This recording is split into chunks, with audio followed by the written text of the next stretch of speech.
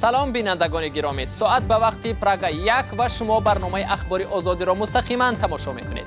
امروز 25 دکبر است و من عبدالله اشرف هستم میزبان شما. امروز در برنامه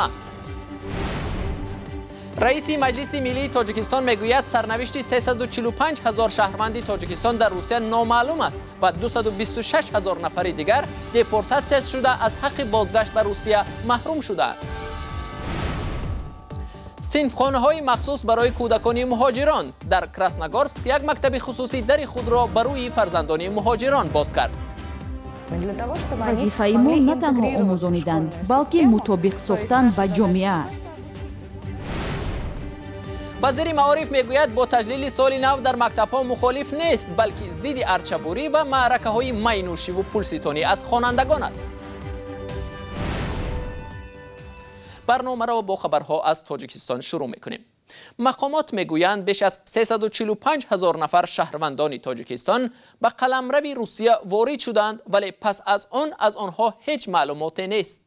محمد سعید عبیداللهیف رئیس مجلس ملی در اجلاسی امروز 25 دکبر در این باره اظهار نظر کرد. امروز ما باید بدانیم که 345,000 بیشتر شهروندان ما وارد فدراسیای روسیه شدند، نامعلوم که تا امروز امنیستیا یا خود لیگالیزاسیون نشده هستند. بسیارش حراس دارند که با دپورتاسیون نشوند. شاید بسیاری شهروندی علاقه روسیه رو گرفته باشند. بغیر از این به حالت سپتامبر سال جاری 226,000 آنهایی که حقوق بازگشت به روسیه ندارند در حدود کشور هستند.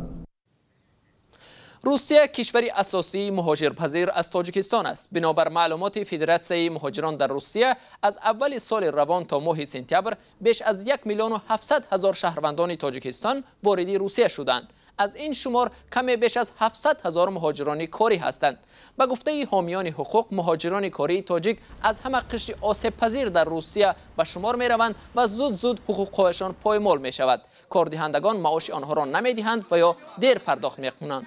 حقوق مهاجران همچنان از سوی کارمندان پلیس نیز به گفته حامیان حقوق پایمال می شود که مهاجران را بدون اساس بازداشت می کنند. در روسیه نه تنها حقوق‌های خود مهاجران بلکه فرزندان آنها نیز نقض می شود، خصوصا حقوق دسترسی به تحصیل. برخی از مکتب‌های همگانی در شهرهای روسیه فرزندان مهاجران را برای تحصیل قبول نمی کنند. در بیشتر موارد مأموریت مکتب‌ها ندانستن زبان روسی را پیش می‌آورند. از این رو یک مکتب خصوصی در کراسنگورسک شهرک در کنار مسکو صنف‌های ویژه را تأسیس داده است که محض فرزندان مهاجران را برای تحصیل در آنجا می‌پذیرد. ساجده میرزا گزارش می‌دهد. من از خردی فیلم‌های تصویری روسی را تماشا می‌کنم و روسی را یاد گرفتم. کودکان معمولی یک مکتب معمولی روسیه. چیزی قابل توجه در این مکتب این است که در آن فرزندان مهاجران تحصیل می‌کنند که با زبان روسی مشکل دارند. با این کودکان هم چیزی را باید خیلی ساده کرده فهماند. رسم‌ها را باید نشان داد، بازی‌ها گذراند، فیلم‌ها را نمایش داد، یعنی همه چی را در شکل عیانی باید برایشان فهماند تا که آنها فهمند، وگرنه هم تو با گفتن آنها نمی‌فهمند. یک لیسه خصوصی در کراسنگورسک شهری در کنارهای مسکو به کودکان مهاجران برای برطرف کردن مشکل ندانستن زبان روسی کمک می‌کند. برنامه ما عبارت از موضوعهای صنف‌های گوناگون است، چون در این صنف کودکان سن و سال گوناگون تحصیل می‌کنند. بنابراین به ما ضرور می‌آید وابسته به طالب علمان عمل کنیم و بعضی‌ها وظیفه‌های انفرادی می‌دهیم، بعضی موضوعها را یک جای دیده می‌بریم، مثل درس امروزه. ایده تأسیس صنف‌های علاهیده برای کودکان مهاجران به دیرکتور لیسه تعلق دارد. رستم قربتوف به خلاصه آمد که با جاری کردن اصول اروپایی تحصیل آید به مطابق سازی کودکان مهاجران از یک سو مشکل عمده حل خود را می‌یابد و از سوی دیگر لیسه برای صنف‌های پولکی خوانندگان علاوه‌ای پیدا می‌کند. این به معنای تامش صنف نیست. در آغاز این کودکان با زبان روسی گپ نمی‌زنند و یک میشینند و زبان روسی می‌آموزند. هر وقتی که آنهایی که کم و بیش فهمش پیدا می‌کنند و عادت می‌نمایند، آنها را تدریجاً به صنف‌های دیگر می‌گذرانیم. فرزندان مهاجران به گفته متخصصان مجبورند زبان روسی را همزمان با درس آموزند. و آنها گاه قسمی از مواد تعلیمی را از خود کردن نمی توانند. در روسیه برنامه دولتی مطابق سازی مهاجران وجود ندارد. این مشکل حالا تنها با یاری اختیاریان و آنهایی که بی‌طرف نیستند تا حدی حل می شود. اگر ما کار آموزگاران کفچک را تحلیل کنیم، در اینجا معلمان عادی زبان روسی می‌کوشند که روسی را همچون زبان خارجی به دیگران بیاموزانند. همچنان ما معلمان زبانهای دیگر را داریم که زبان روسی را می‌دانند و با استفاده از اصولهای تدریس زبانهای غیر روسی را به شاگردان تعلیم می‌دهند. با تشبث دیرکتور این مکتب باز یکچند برنامه‌های به این مانند با سرپرستی شعبه معارف تشکیل کرده شد. در 4 مکتب کراسنگورسک در روزهای استراحتی درس‌های علاوگی می‌گذرند که کودکان از خانواده‌های مهاجران می‌توانند مهارت زبان روسی خود را صیقل دهند.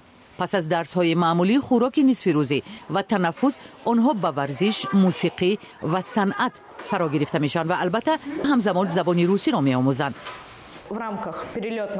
در دایره برنامه پرواز کودکان فن‌های اساسی و مهم را می‌آموزانند، ولی با ایجادکاری با صنف‌های دیگر مشغول می‌شوند تا اینکه آنها با سیستم مکتبی اینجا همایش یابند. یعنی وظیفه ما نه تنها آموزانیدن بلکه مطابق ساختن با جامعه است. تعلیم برای کودکان مهاجران رایگان است. از این رو لیتسی طلبه‌های صنف‌های بین المللی را از 1 تا 1.5 سال قبول می‌کند. از این بیشتر را لیتسی نمی‌تواند به عهده بگیرد. در این مدت کودکان خیلی مطابق می‌شوند و می‌توانند به مکتب‌های عمومی برای ادامه تحصیل بروند. البته اگر مکتب‌های عمومی آنها را قبول کند. شهر کابل پایتخت افغانستان باز مورد حمله جنگجویان سلاح به دست قرار گرفت. روز گذشته 24 دکبر گروهی 4 نفره به مجتمع وزارت کارهای جمعیتی افغانستان حمله کردند. سخنگوی وزارت بهداشت وحید مجروح گفت 10 نفر دیگر در پی این حمله جراحت برداشتند. حمله‌وران اولا در درآمدگاه مجتمع ماشین سرشار از مواد ترکنده را منفجر کردند و بعدا مقاومت نیروهای امنیتی با جنگجویان 8 ساعت ادامه کرد و 43 کشته بر جای گذاشت. چند روز اخیر سر و صداها در مورد منع شدن تجلیل جشن سال نو در مکتب‌ها از سوی مدیران معارف رو زد. ولی وزیر معارف و علم تاجیکستان میگوید وزارت مخالف تجلیل سال نو در مکتب‌ها نیست، بلکه ضد پولستانی از خوانندگان و والدان برای سال نو و دستورخوان آرایی و تشکیل معرکه‌های شراب نوشی است. سرویناز روح الله گزارش می‌دهد.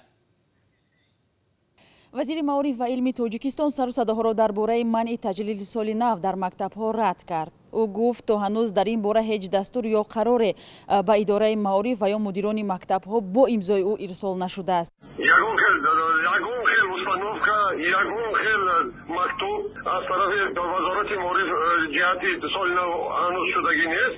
وزارت معارف قطعاً مقابل بریدن ارچه ها، ما قطعاً مقابل به احتیاطی نسبت گرفتن پیش روی سوختار هستیم. ما قطعاً مقابل برای سال نو از والدین خوانندگان و از خوانندگان جمع‌آوری کردن مبلغ هستیم. در مرکز شهر خیراندگی ارچه در همه خانه ها هست. ارچه های سنی اگر باشد مرحمت در وزارت اداره همه جا مانده ایستاده نیست که هیچ کس دستور از وزارت معارف که دیرکتیو دادگی ما نیستیم. برآوردن روزنامه دیواری را هیچ کس منع نکرده. همه گونه دفترخوان آرایی، تحفه گیری از خواننده ها، خودتون میفهمید که این چیزا را همه گونه می نوشی، کمپانی‌های شراب نوشی دیگر که در تاجیکستان شروع از سال 2007 مقامات معارف در برگزاری برخی عید و جشن‌ها در مؤسسه‌های تعلیمی محدودیت جاری کردند. از جمله با فرمان وزیر وقت معارف عبدالجبار رحمانزاده گذرانیدن زنگ آخر منع شد. طبق همین فرمان وزیر در مکتب و مؤسسه‌های تعلیمی تشکیل نمودن ضیافت و همه گونه چاره‌بینی که از جانب خوانندگان صورت می‌گیرد ممنوع شده است. از جماعت یهودیان در تاجیکستان افرادی به شمار ماندند، اما آنهایی که هم هستند میکوشند عرف و عادت، زبان و فرهنگ و دین خود را حفظ کنند.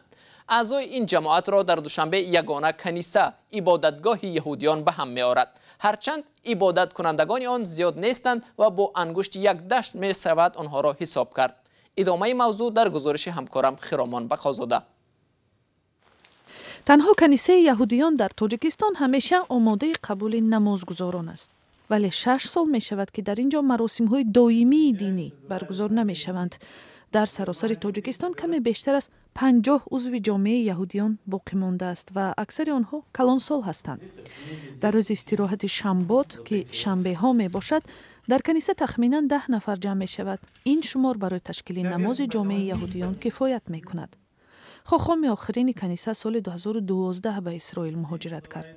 آنهایی که باقی ماندند به خاطر درست ندانستن زبان عبری در خواندن نماز مشکلی میکشند. کنیسه و یا سینگوگ یهودیان پس از تخریب شدنش در کنار سابق بازار برکت شهر دوشنبه سال 2009 دوباره برقرار شد و مکانش را دیگر کرد.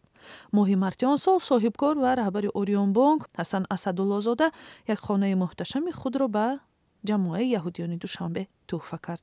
نمازهای جمعی در این کنیسه گاهی به هنگام تشریف مهمانها از اسرائیل برپا می شوند. در نوبت اول مهمانها به اینجا آمده بعداً به قبرستان می روند. رفته قبر دیگرها را هم زیارت می کنند. یعقوب متایف میگوید که وظیفه خود را نه تنها در حفظ مالکیت و نگاه بین کنیسه می بیند، بلکه اینچنین مسئول تقسیم کمک خیریه به یهودی های باقی مانده در تاجیکستان است. بنیاد یهودی های بخارا که در ایالات متحده آمریکا عمل می کند در حق همقومانش در تاجیکستان غمخواری ظاهر می کند. یعقوب به تمیزکار و کارمند قبرستان معاش می دهد. برنام موشی و یکی از آخرین زنان یهودی بخارایی در تاجیکستان است. او به کنیسه برای گرفتن کمک خیریه هر ماه می رود.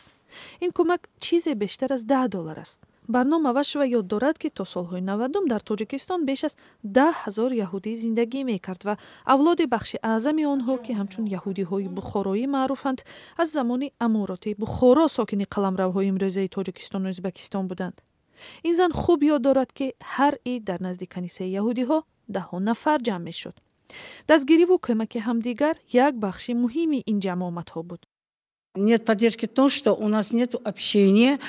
دستگیری از آن جهت نیست که ما با هم معاشرت نمی کنیم. راستی گپ جشن مشترک هم برپا نمی شود.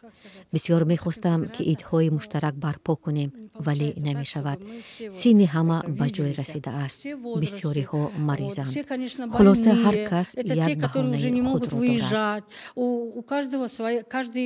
ولی با این وجود که در تاجیکستان شمار یهودیان خیلی کم است، قبرستان یهودی در دوشنبه همیشه تازه و آزاده نگهداری می شود. برای تامین تازگی و نگاهبین قبرها چند نفر مخصوص وظیفه دار کرده شدند.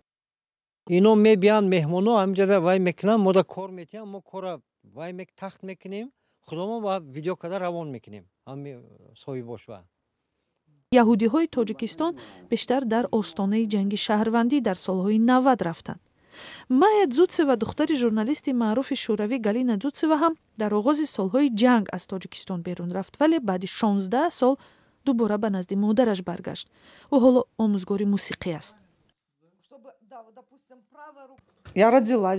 من در همین جا تولد شدم. تحصیل کردم. قصه های زیادی پشت سر شد ولی بالاخره من به اینجا برگشتم. مایا زوتسه هم در صحبت با یهودی های تاجیکستان همیشه تشویق میکند که به این کشور برگردند. چرا؟ شاید با اون خاطر که در این کشور هم فرهنگ یهودی فراموش نشود.